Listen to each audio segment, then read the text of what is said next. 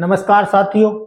ये हमारी साक्षात्कार की लगातार 7वीं क्लास में जो लेने जा रहा हूँ, तो इसमें बहुत सारे बच्चों को अभी लगता होगा कि वो एक क्लास में एक जोश नहीं दिख रहा है, एक जुनून नहीं दिख रहा है, एक वीर रस की कोई बातें नहीं हो रही हैं अच्छी अच्छी, ठीक है, एक ओज गुण की एक अनुभूति नहीं हो रही है।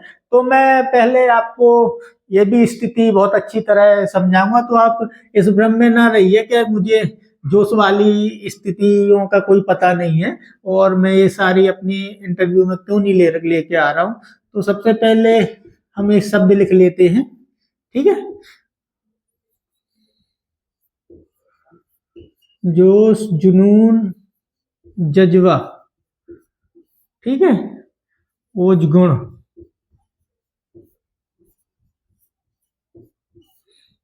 वीर रस,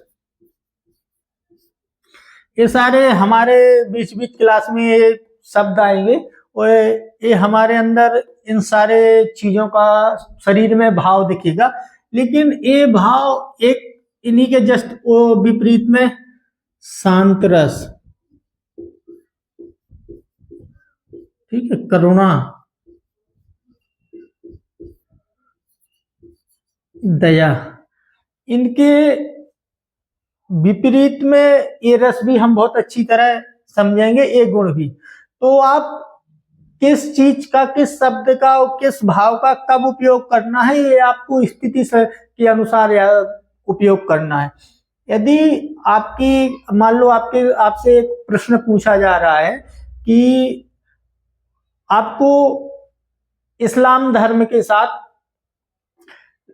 भारत को एक हिंदू राष्ट्र घोषित कर दिया गया है, ठीक है, तो इसके भारत को या हिंदुओं को क्या क्या फायदे होंगे। तो इसमें अब आपको जोश नहीं दिखाना है कि इस वाले मुद्दे पे आप ज्यादा जोश से बोलने लग जाएं, क्योंकि ये हमारे भारत देश में हमारा संविधान इस लिखा गया, तो जब उसमें संविधान में उस समय तो पंथ निरपेक्ष नहीं था, लेकिन 1976 में संविधान संशोधन के द्वारा जोड़ दिया गया।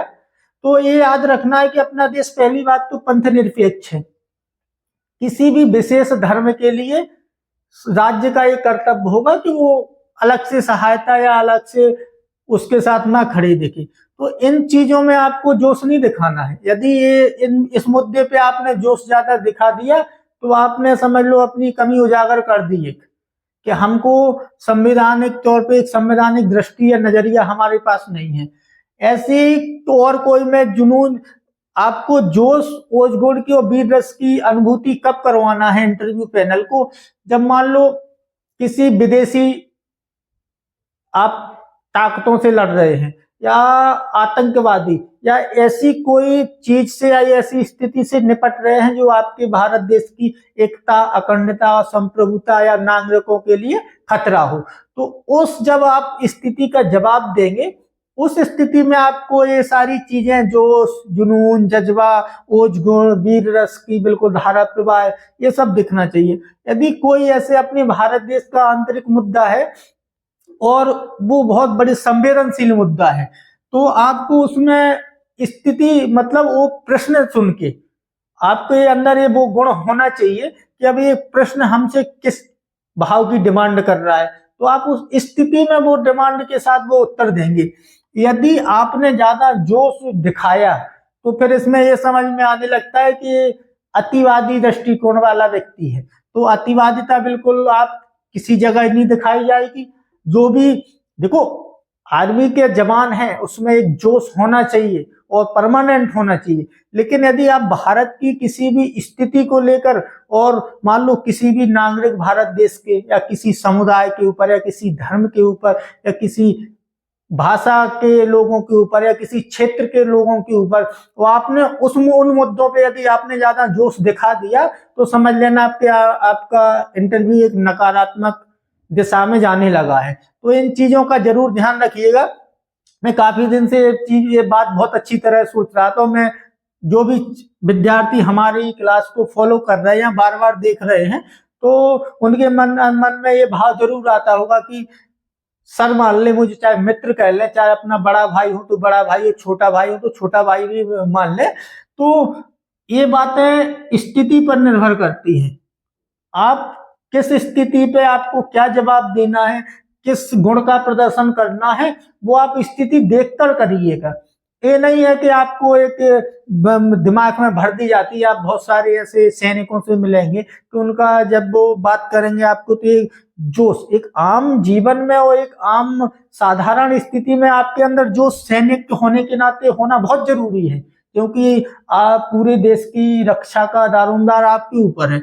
लेकिन यदि आपसे कोई बात करता है किसी देश के मुद्दे पे अपनी, और कोई संवेदनशील मुद्दा है, जैसे अभी वर्तमान में मैं एक स्थिति बता दूं कि ज्यादातर सोशल मीडिया प्लेटफॉर्म पर बहुत सारे ऐसी उटपटांग चीजें चलती रहती हैं कि अब हिंदू राष्ट्र घोषित होना चाहिए, हिंदुओं का राष्ट्र, और कई इस्लामिक है, कई लोग ऐसे कई प्रकार के चलाते रहते। तो इन भावनाओं में बिल्कुल नहीं बहना है। सारी स्थिति अन्य देशों के हिसाब से भारत देश की स्थिति एक अलग है। भारत देश में सर्वधर्म समभाव है। सारे धर्मों के लोगों को यहाँ पे रहने का अधिकार है, अपना मानने का अधिकार है, अपनी संस्कृति, शिक्षा सभी को प्रचार प्रसारित करने का और सुरक्षा बनाए रखने का भी अधिकार है।